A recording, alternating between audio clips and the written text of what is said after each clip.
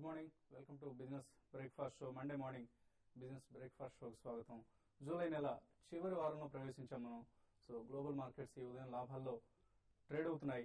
SGX Nifty కూడా సుమారుగా 21 పాయింట్ల లాభంతో ప్రస్తుతం 5469 పాయింట్స్ దగ్గర ట్రేడ్ అవుతోంది. సో లాస్ట్ వీకెండ్ లో యూరోపియన్ బ్యాంక్స్ కు నిర్వహించిన స్ట్రెస్ టెస్ట్ లో మొత్తం 91 బ్యాంకులు గాను 7 బ్యాంకులు మాత్రమే ఫెయిల్ అయ్యే స్ట్రెస్ టెస్ట్ పాస్ కాలేకపోయాయి. సో ఇది కొంత గ్లోబల్ గా పాజిటివ్ సెంటిమెంట్ కు దోహదపడింది. ఓవరాల్ గా యూరోపియన్ బ్యాంక్స్ అన్నింటిలో స్పెయిన్ కి సంబంధించిన ఒక 5 బ్యాంకులు, అలాగే జర్మనీ, గ్రీస్ కి సంబంధించిన బ్యాంక్, మరొక 2 బ్యాంక్స్, మొత్తం 7 బ్యాంక్స్ మాత్రమే ఫెయిల్ కావడం జరిగింది. మిగిలిన కంట్రీస్ కి సంబంధించి యూకే, ఫ్రెంచ్, అలాగే జర్మనీలోని ఇతర బ్యాంకులు ఇవన్నీ కూడా స్ట్రెస్ టెస్ట్ లో ఉత్తీర్ణత సాధించాయి.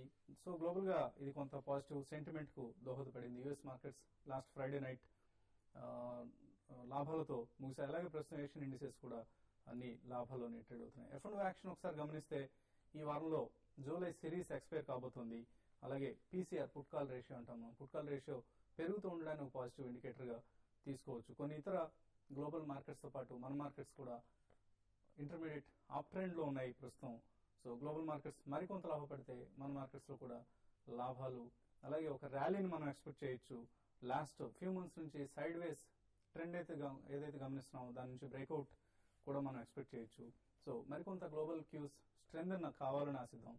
So capital goods, banking stocks లో లాస్ట్ వీక్ మనం రోల్ ఓవర్స్ కూడా భారీగా ఉండడం గమనించాం. అఫ్ కోర్స్ రిజల్ట్స్ పాజిటివ్ గా వస్తుండడం కొంత దీనికి హెల్ప్ చేస్తుంది. ఓవరాల్ గా కార్పొరేట్ ఎర్నింగ్స్ కొంత స్లో డౌన్ అయినట్లుగా మనకు కనిపిస్తున్నప్పటికీ ఎక్కడ కూడా నెగిటివ్ ఇష్యూస్, నెగిటివ్ సర్ప్రైజెస్ లేకపోవడం మాత్రం పాజిటివ్ గా తీసుకోవచ్చు. సో ఈ సంవత్సరంలో ఒకసారి గమనిస్తే దాదాపుగా 7 నెలలు ఇప్పటిదాకా మనం ముగిశాయి.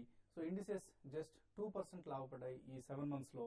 అయితే ఇండివిజువల్ స్టాక్స్ మాత్రం 52 వీక్ హైస్ ను టచ్ చేశాయి. చాలా స్టాక్స్ లో మనం గమనిస్తున్నాం 52 వీక్ హైస్, ఇంకా అంతకంటే ఎక్కువ హైయర్ లెవెల్స్ కు వెళ్తున్నాయి. సో ఇండెక్స్ స్టాక్స్ లో జేపీ అసోసియేట్స్, అలాగే డిఎల్ఎఫ్, కొన్ని select commodity stocks like Sterlite, ఇవి ఇండిసెస్ ను కంట్రోల్ చేశాయని చెప్పుకోవచ్చు. ఇండిసెస్ అప్వర్డ్ మూవ్మెంట్ కంట్రోల్ చేశాయి, ఇండెక్స్ అప్వర్డ్ మూవ్మెంట్ ను అడ్డుకున్నాయి. సో ఫస్ట్ హాఫ్ కొంత నిస్తేజంగా ఉంది ఇండెక్స్ పరంగా చూస్తే, బట్ ఇండివిజువల్ స్టాక్స్ లో మాత్రం చాలా ఎక్సైట్మెంట్ నెలకొంది. సో సెకండ్ హాఫ్ లో ఇండెక్స్ కూడా అవుట్ పర్ఫార్మ్ చేస్తుందని ఆశిద్దాం.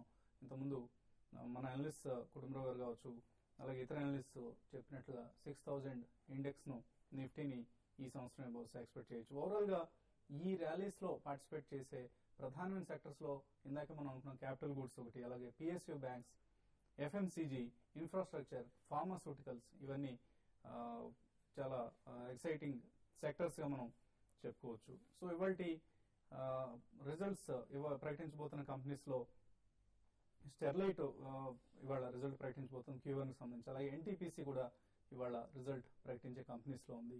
So Maruti, JP associates last weekend లో రిజల్ట్స్ ప్రకటించాయి. సో ఇవన్నీ స్టాక్ ప్రైసెస్ మీద కొంత ప్రభావం చూపించే అంశాలుగా చెప్పుకోవచ్చు. మారుతి రిజల్ట్ కొంత నిరాశపరిచిందని చెప్పుకోవచ్చు.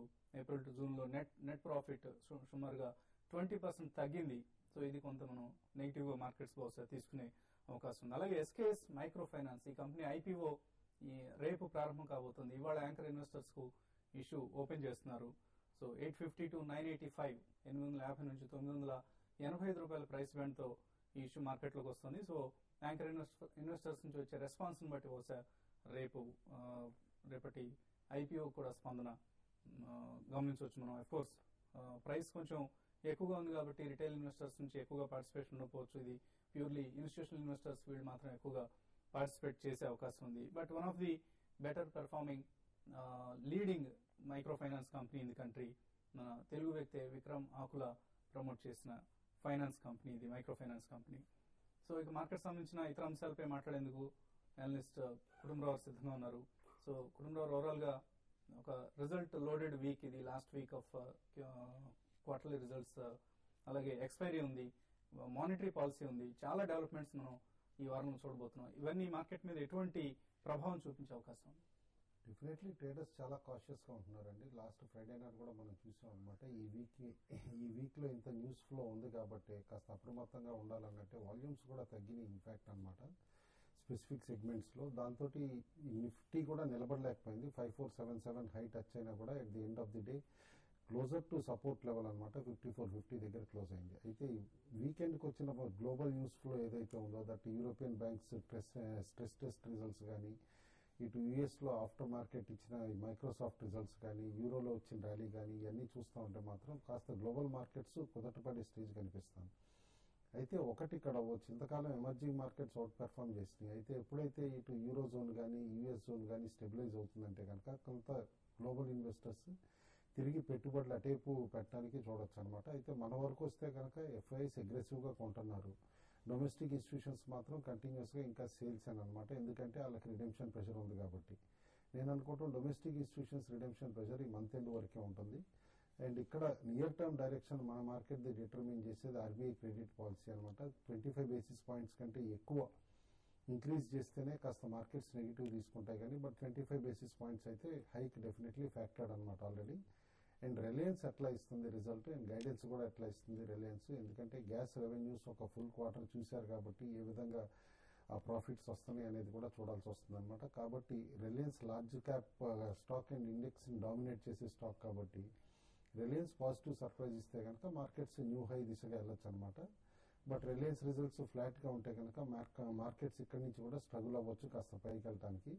నిఫ్టీకి మాత్రం 5480 మేజర్ రెసిస్టెన్స్, అది క్రాస్ అయితే కనుక 5520 దగ్గర రెసిస్టెన్స్ ఉంది. సపోర్ట్ మాత్రం 5440 చాలా స్ట్రాంగ్ సపోర్ట్. దాని కింద ఆల్ ది వే 5380 వరకు సపోర్ట్ లేదనమాట. కాబట్టి షార్ట్ టర్మ్ లాంగ్ పొజిషన్స్ ఏమన్నా 5440 కింద కాస్త కట్ చేసుకోవడం బెటర్.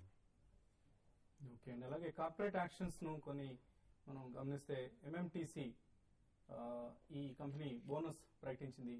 సో జూలై 29th నుంచి ఎక్స్ బోనస్ అవుతుంది. అలాగే స్టాక్ స్ప్లిట్ కూడా జూలై 29th నుంచే ఎంఎంటీసీ స్టాక్ లో మనం గమనించబోతున్నాం. ప్రతిభా ఇండస్ట్రీస్ కూడా స్టాక్ స్ప్లిట్ ఉంది.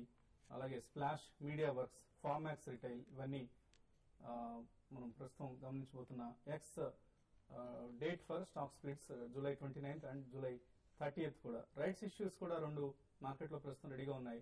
Gulf oil rights issue July 27th నుంచి ఎక్స్ రైట్స్ డేట్ కాబోతుంది. అలాగే క్యామ్లిన్ ఫైన్ కెమికల్స్ ఈ రెండు స్టాక్స్ లో మనం ఎక్స్ రైట్స్ డేట్స్ కూడా ఈ వారంలో చూడబోతున్నాం. కాలర్స్ కొంతమంది ప్రస్తుతం లైన్ ఉన్నారు. బిందు హైదరాబాద్ నుంచి లైన్ ఉన్నారు. బిందు గారు హలో. హలో, గుడ్ మార్నింగ్ అండి కుటుంబరావు గారు. Good morning. గుడ్ మార్నింగ్, చెప్పండి. నేను 3i 65 లో తీసానండి. Should I hold or sell అండి? ఒకటండి, కంపెనీ అనుకున్నంత పెర్ఫార్మెన్స్ చూపించలేకపోతున్నారండి. హ్యూజ్ ఫండ్ రైజింగ్ చేశారు లాస్ట్ కపుల్ ఆఫ్ ఇయర్స్ లో ఎఫ్సిసిబిస్ అనమాట. ప్లస్ ఎక్విజిషన్స్ కూడా ఎక్కువ చేశారు కాబట్టి మెటీరియలైజ్ కావట్లేదు అవన్నీ. ఎందుకంటే కపుల్ ఆఫ్ క్వార్టర్స్ డిసప్పాయింట్మెంట్ కూడా ఉంది. అన్లెస్ ఐసిఐసిఐ డిటర్మిన్డ్ గా ఈ స్టాక్ ని అమ్మేద్దాము, ఎందుకంటే ICICI is the major investor అనమాట. అయితే అలా కోర్ బిజినెస్ కంపెనీ కాదు కాబట్టి అమ్మేస్తాం అని అంటేనే వాల్యూ అన్లాక్ అయ్యి కాస్త స్టాక్ పెరిగే స్కోప్ ఉంది. But otherwise there are better IT stocks to buy అండి. ఫ్రంట్ లైన్ లో especially TCS is showing very good strength అనమాట. అలాంటి స్టాక్ కి షిఫ్ట్ అవడం బెటర్ అండి. ఓకే అండి. లక్ష్మీకాంత్ తాండూరు నుంచి లైన్ ఉన్నారు. లక్ష్మీకాంత్ గారు హలో సార్. చెప్పండి లక్ష్మీకాంత్ గారు. సార్ టెంప్టేషన్ ఫుడ్ ఎలా ఉంటుంది సార్ స్క్రిప్ట్? టెంప్టేషన్ ఫుడ్ అంటే మీకు ఎటువంటి న్యూస్ ఉంది ఈ స్టాక్ లో? ఈ స్టాక్ కొద్దిగా తీసుకోండి, కరెంట్ ప్రైస్ లో టార్గెట్ 100 120 అంటుండ్రు, అందుకని. ఓకే అండి, అటువంటి టార్గెట్స్ ఒకటండి, ఫండమెంటల్స్ వైజ్ చూస్తే కనుక one of the better companies అండి. అయితే అందులో డౌట్ లేదనమాట ఫుడ్ కంపెనీస్ లో. బట్ ఏంటంటే లాస్ట్ కపుల్ ఆఫ్ ఇయర్స్ లో వీళ్ళు కోహినూర్ ఫుడ్స్ పైన టేక్ ఓవర్ బిడ్ చేయటం, తర్వాత అది అబార్ట్ అవ్వటం, సేబీ యాక్షన్ తీసుకోవటం, ప్రమోటర్స్ ని ఇటు మార్కెట్స్ ని కూడా ట్యాప్ చేయొద్దని చెప్పేసి ఆంక్షలు పెట్టడం, ఇవన్నీ కూడా మనం చూసాం. ఆ తర్వాత కాస్త ఈ కార్పొరేట్ గవర్నెన్స్ ఇష్యూస్ వచ్చిన దగ్గర నుంచి అన్లిస్ట్ కాస్త డౌన్ గ్రేడ్ చేయడం చూసాం అనమాట ఈ స్టాక్ ని. అందుకని స్టాగ్నెంట్ అయింది. హై ప్రైస్ లెవెల్స్ నుంచి క్రాష్ అవటం కూడా చూసాం. ఓన్లీ రీసెంట్లీ కొంచెం రివైవల్ కనిపిస్తుంది along with all other food and beverages stocks తో పాటు అనమాట. కరెంట్ లెవెల్స్ లో రిస్కీ బెట్ అవుతుందండి. Definitely good company, but it is a risky bet. Okay అండి, చాలా ఎక్కువ టార్గెట్ మీరు ఎక్స్పెక్ట్ చేస్తున్నారు. 100 to 120 రూపీస్. ప్రస్తుతం మార్కెట్ ప్రైస్ అయితే 42 రూపీస్ దగ్గరే ఉంది. మేబీ మీరు కొంచెం టార్గెట్స్ తగ్గించుకొని 50-60 రూపీస్ వరకు అయితే మీరు ఇన్వెస్ట్ చేయొచ్చండి. ఇప్పుడు ఒక షార్ట్ బ్రేక్ తీసుకుందాం.